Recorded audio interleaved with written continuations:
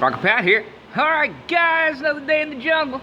Alright, let's see what we got going on our 1954 Bel Air 2-door hardtop. Alright, so if you pay close attention here, let's take a look. There's my finger. Alright, so what I wanted to do is I need to get these big 295s. Yeah, I got an affliction. It's called a 295 affliction. Gotta have a 295. So anyway, I gotta get that 295 to fit up underneath that fender right there.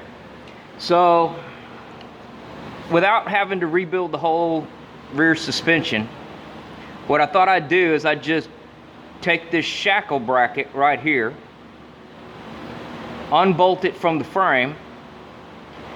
This shackle should be flipped around the other way, where the bottom of the eye of the spring would be up in this curve of this shackle bracket.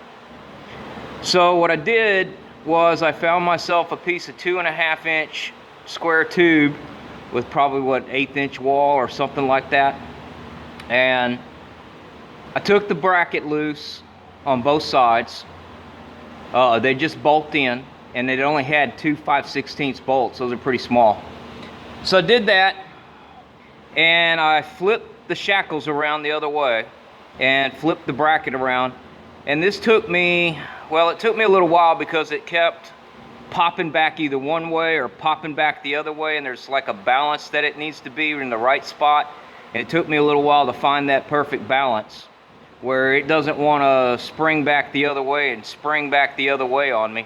Normally this part right here would be riding up in that curve, like I said, so it's not exactly, you know, ideal, but it is my idea.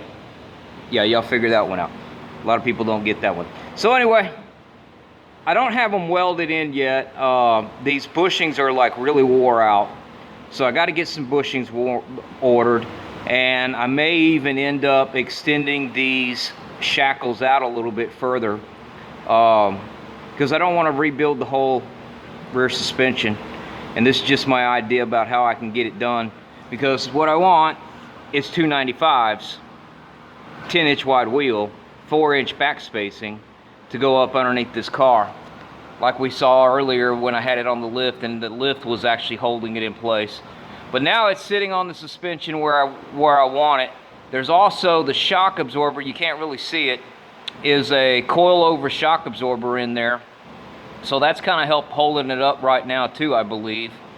But I also have a bunch of weight in the trunk, and I don't want to take that weight out of the trunk, because the gas tank, we'll just say that with the weight that's in the trunk, we're just replacing what may potentially be in the fuels tank. So what I'm going to do is I'm going to order a new set of bushings. Of course, we don't have those locally, and I'm going to have to order them from one of those companies online and everything.